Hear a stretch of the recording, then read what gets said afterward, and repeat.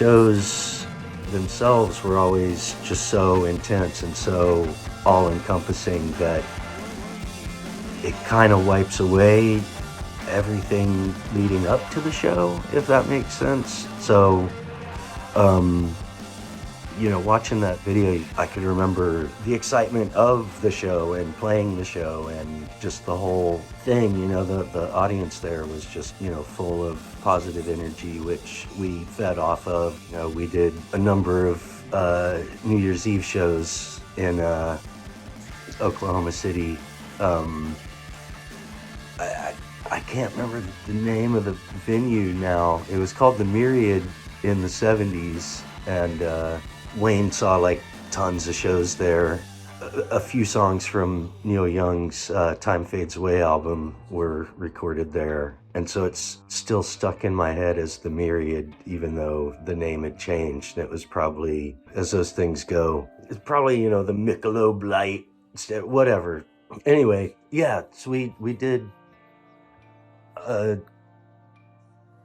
or 5, I think, New Year's Eves in Oklahoma City, and I always thought it was really cool because I generally am not a fan of corporate sponsorship or anything like that, but in this case we would get some sponsorship to help pay for the rental of the arena, and we would go in a day or two early and start setting up, and then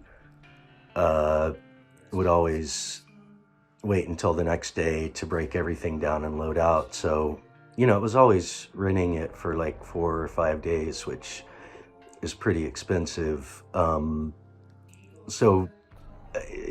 get like sponsorship to help pay for that. So then the ticket prices could be really low and, would encourage people to come to Oklahoma City. I always thought that was a really cool thing. And, strictly from a selfish perspective, the fact that, didn't have to really travel, and would always stay at the hotel across the street from the venue. So we'd get done playing and chat with some friends for a bit, and then just walk across the street and go to my hotel and go to sleep. Although I would usually have like some friends from Lawrence come down to the shows, and so I'd usually, end up hanging out with them.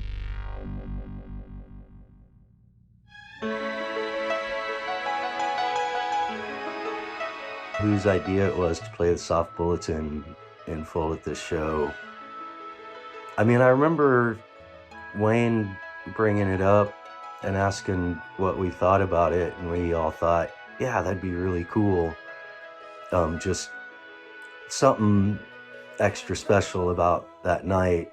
Where the idea came from, if I was to guess, it probably like a fan talking to Wayne, saying something about how cool it would be if we did that, or that they'd love to see it. And Wayne probably thought about it and thought, yeah, that's feasible, and brought it to the rest of us, and we all thought that sounded like a cool thing.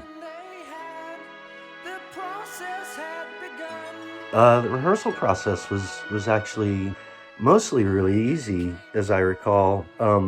Most of the songs we played that night, we had either been playing kind of every night on tour, or had played a bunch in the past. So, we already knew most of them. There were the couple like Spiderbite Song and Slow Motion that I remember having to work up specifically for that show. That ended up being my first experience using a sampler, a Roland SPD-SX, to, trigger like the loop and the drum loop in slow motion, and the weird and the Spiderbite Song, and I think like the heartbeats in the Observer, a couple other things. The ones they started making in, I guess it would have been 2013, got another one when we started getting ready to tour the Terror. By that point, those were so easy to put sounds into and program the pads, but the ones that they had in 2010, I can remember sitting with Michael for, God, like 6 or 7 hours trying to figure out how to get these sounds in it, and then how to be able to call them up so I could, hit a pad and then it's the slow motion drum loop. And then also learning that the samples you put in have to be cut very specifically. Like if there's just the tiniest bit of silence before the sample, when you hit it, it's just a machine. It's just gonna play like that little bit of silence first. So if you're hitting it and it needs to be on time, well, it won't be because there's a little bit of silence. So I remember like finally getting everything in and going, and it's just like shit. And then we had to do the whole process over again. And Michael is always infinitely more patient than me. I remember a couple of times just thinking like, this isn't gonna work. This is insurmountable. And Michael just like, no, it is technology, and technology's meant to work for us. We will get it. And he got it.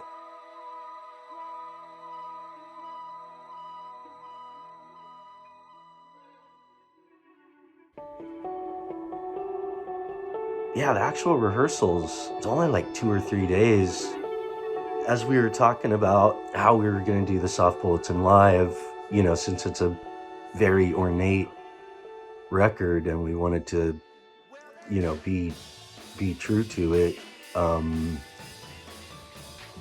started talking about, maybe having someone else. And I forget who brought Ray's name up first, but it just seemed really obvious. He's a good friend and just an amazing musician. And so, yeah, Wayne called Ray up like, hey, do you want to play this show? And he's like, oh man, yeah, I'd love to. And Wayne said, can you be in Oklahoma City for like these batch of days? It'll be coming right after Christmas. And he's like, yeah, it's fine. I remember trying to find a harp was was a real challenge. We were looking in Oklahoma City, and then when I was back in Lawrence around Christmas, was trying to look around there. And yeah, harps just aren't plentiful. We were hoping to find someone that had a harp that would just kind of loan it to us, or rent it for kind of cheap. In the end, I think we had to go to Tulsa and rent it, and it was a few $100s a day, but whatever. It ended up being a great addition, and Ray played it great. Ray, I remember picking him up at the airport and him being excited and nervous, and me trying to put him at ease, like, it's gonna be great. Like, you wouldn't have been asked if we didn't know you were more than capable of doing this. And then, drove over to Wayne's house, and he just immediately, pretty instinctively and intuitively kind of knew what to do. There was very little that any of us had to say, oh, what if you did this here? What if you did that there?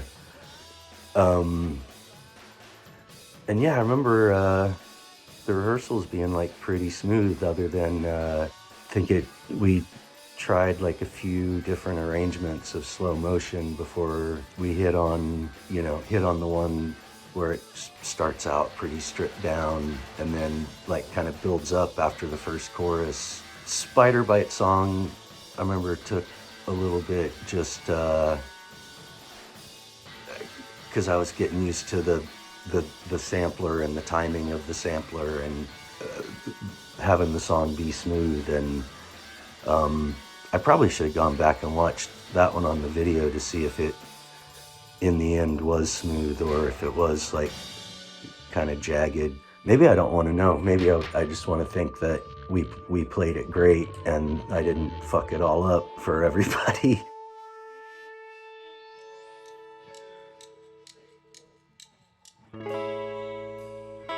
was I nervous about playing such a long set? At the time that we were rehearsing, no, I wasn't. On the day itself, I was. But here's the thing. I have, I think the official medical term for it is panic disorder. So, I can be going along fine, and then all of a sudden, I'll get a panic attack, and it does lead me to be kind of a nervous person, just in whatever. I remember that day. It's the coldest part of winter, and so there were fans lined up outside. The people that owned the venue were pretty cool about letting folks kind of come inside and hang out in the lobby. And there would always be something kind of last minute, like, oh shit, fuck, Scurlock, can you run by my house and go grab this? Like, oh yeah, sure.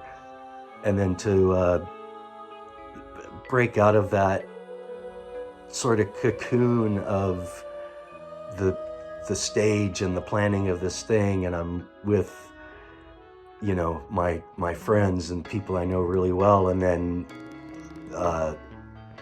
running into fans, and then being reminded, like, oh shit, yeah, we gotta do a good job for these people. This isn't about us. So I remember spending a lot of the day really nervous, because again, I mean, it's New Year's Eve, and that's a big deal, a big day to most everybody. The fact that so many people had traveled from all over the country and possibly even internationally to come be there and experience this thing with us. But also, I'm well aware that the Soft Bulletin is a really, really, really important album to a lot of people, myself being one of them. And you can never totally guess what an audience member is going to like or dislike. And anything you do, there's probably one person in the audience that's the greatest thing they've ever seen, and one person that it's the worst thing they've ever seen, and everybody else is somewhere in the middle, although you hope mostly leaning towards the this is great side. But I just trying to put myself in the position of someone who had traveled to see one of the greatest albums of all time, in my opinion, being played live in full. It's just like, oh shit, this is, we gotta do this. It can't be half-assed. And not that we ever would do anything half-assed, and we did rehearse, and we didn't stop rehearsing until we thought everything sounded good. But there can always be ghosts hanging out on a stage, unplugging guitars, yanking drumsticks out of my hands at inopportune times. Just things happen, or just brain farts where you forget where you're at in a song, and like, cool, we're rounding to the last chorus, fuck, no, second verse.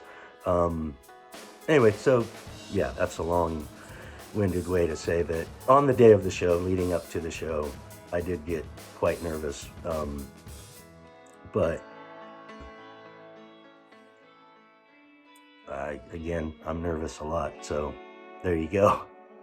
Were there any of the songs that I was particularly excited to play? I mean, all of them, really. I mean, maybe not Race for the Prize, because that was our opening song from the minute I joined the band until partway through touring Embryonic.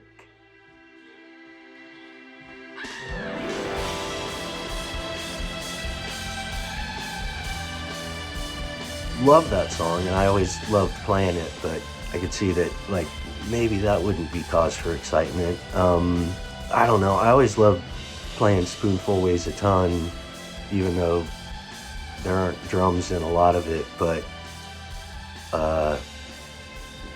it's, you know, I mean, it's a fairly simple drum part, but it's one of Steven's best in that it's so effective, and it's deceptively simple. There are like ghost notes and stuff in there that you have to hit to get it just right, but you know, just listening to it, it sounds like kind of a basic thing, but I don't know. It's just another one of millions of magical moments from Drozd. And you know, honestly, it's probably something that he did in one take. Just oh, I got an idea for this thing. Let's try this, and then it just is the perfect thing. Spark That Bled.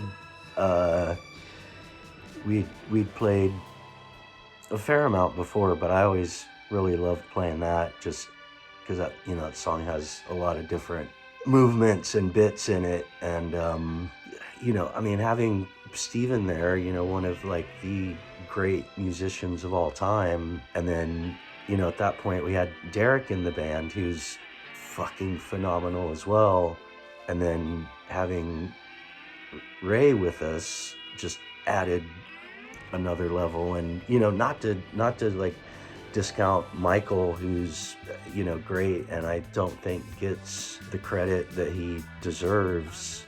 I seem to remember it all being mostly pretty smooth until watching the video. Like, I didn't really particularly remember that much about that show, and after kind of scrolling through the video, I understand why, because I remember after we were done playing,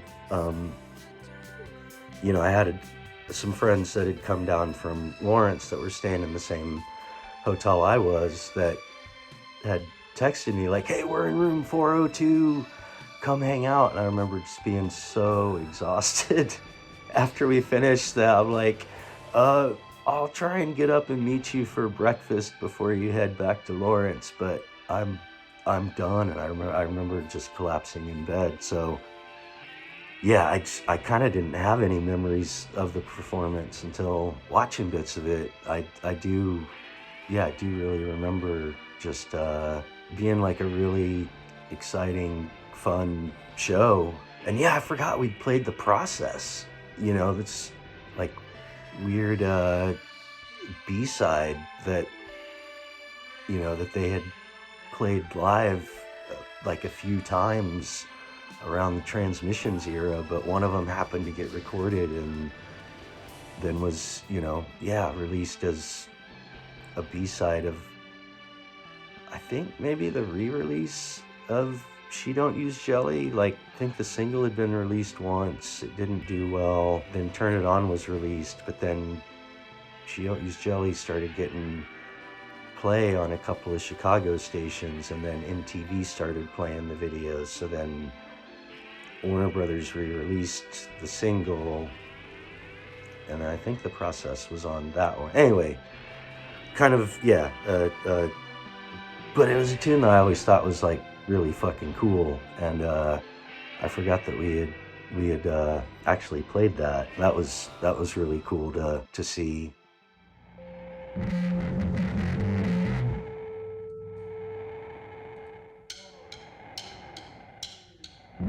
Watching Worm Mountain, that giant balloon that Wayne would swing around during the long middle section, I was reminded that we were in Europe, and he would do that with that giant balloon at you know, every show, because you know, it was the opening song of the set for a while, so of course everybody's at peak intensity, and then there's this 2-minute section of the song where Wayne's not singing, and what, is Wayne gonna like just kind of sit still for 2 minutes? Like, no, that's never gonna happen ever, period, but especially not like the first song of the set. So, you know, to have this giant balloon to swing around and get energy out. But I remember we were touring Europe in, I think, the summer of 2010, and some of the stages we were on were a little bit smaller than we were used to. There was one night Wayne's swinging the balloon, and right as I'm getting cocked up to hit the cymbal, the balloon came, hit my arm, and like jacked me in the mouth and knocked a tooth loose. And then a couple days later, in that same spot, it did it again. You know, the balloon hits as I'm doing this, it jacks me in the mouth, and it like knocked the tooth looser and broke it in half. And the next day in Copenhagen, Chris Chandler, our tour manager and sound engineer, and just all around just amazing guy, found me a dentist in Copenhagen so I could get the tooth pulled out, because it was just obviously toast at that point.